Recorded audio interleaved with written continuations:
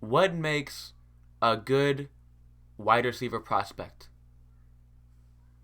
Go ahead, think about it, okay? For me personally, the first things that come to mind are production, right? I mean, that makes sense to me. Production at a young age, particularly, right? Because I mean, you want to see that. Um, the younger the better. Preferably, you're doing this against good competition, and if you're beating out good teammates, that's even better, right? So those are just three things that D'Wayne Eskridge doesn't have at all.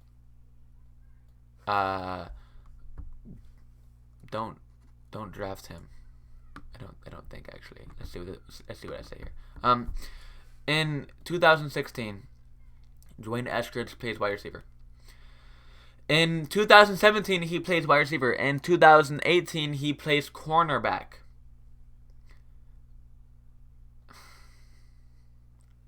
Okay.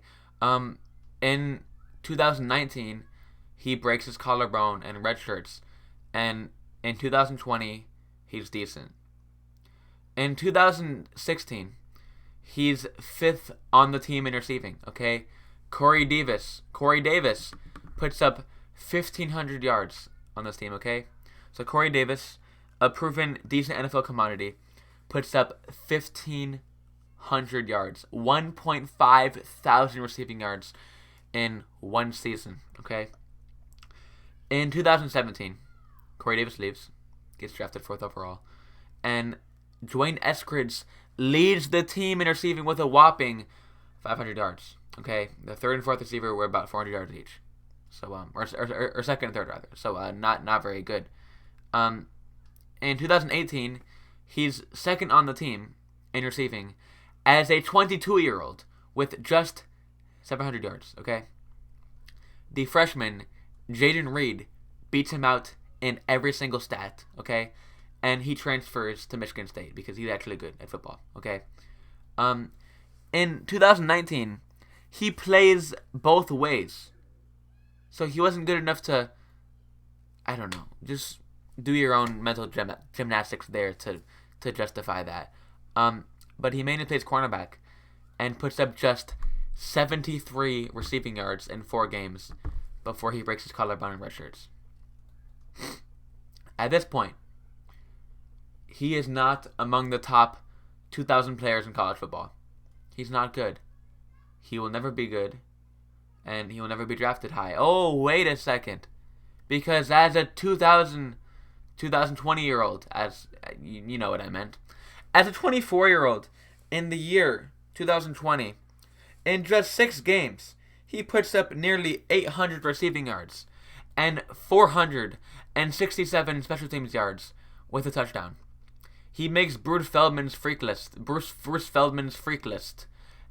5'9", 188 rather. He puts up a 4.3340 yard dash, a 37.5-inch vertical, and he lifted weight heavy.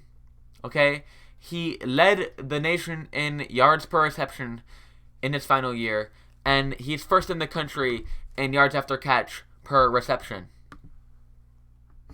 Make sure I was recording. In yards per reception with 14.4 yards after the catch per reception this year. Okay, he's a legit physical freak, and he has great late career production. But I'll pass. He will be 24 and a half years old when he takes his first snap for the Seahawks. Okay, and only when the competition cleared out of his way was the geriatric 24-year-old D'Wayne Eskridge good. He gets drafted in the second round, which is very encouraging to the Seattle Seahawks, who are pretty good at football. But he has to compete with DK Metcalf, who's pretty good, and Tyler Lockett. Okay, Russ is not gonna cook. Okay, Shoddy and Pete Carroll have a vendetta to ruin Russ's stats and their record Therefore, the Seahawks will not throw enough. And even if the Seahawks threw 800 times, D'Wayne Eskridge would not be relevant because he couldn't beat out Jalen Reed or anybody else for that matter. He put up 100 yards as a freshman, as a 20-year-old freshman at Western Michigan.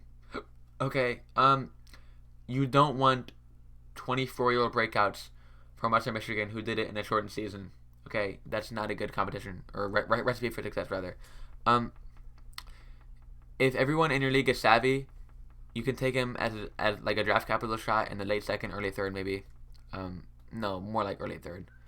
Him and Kadarius Toney are the two guys that you take for draft capital alone because draft capital is pretty predictive, and Josh Palmer, but you get the point. You don't want Eskridge ahead of anybody that has been good in college, which means you don't want Eskridge at all. Have a good day, everybody.